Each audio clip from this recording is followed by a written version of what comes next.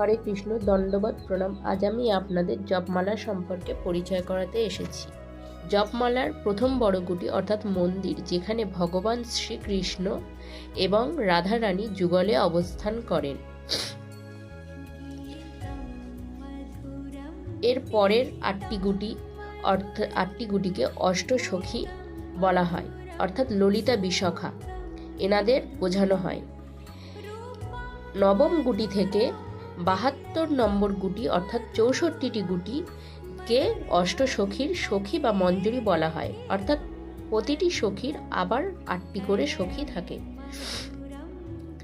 72 নম্বর গুটি থেকে পরবর্তী 32টি গুটি হলো ভগবান শ্রীকৃষ্ণের সখা বা গোপ বালকরা, এনাদেরকে বোঝানো হয়।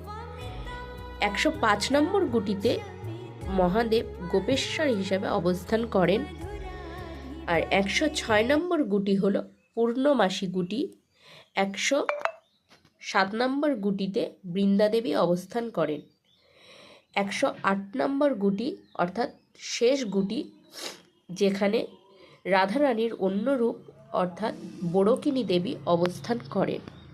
আপনারা অনেকেই হয়তো এই জপমালার অনেকেই জপ করেন, তাই এই জপমালার সমস্ত গুটি সম্পর্কে জেনে রাখবেন। এই ভিডিওটি পছন্দ হলে সবাইকে শেয়ারও করবেন। হরে কৃষ্ণ, দণ্ডবত প্রণাম।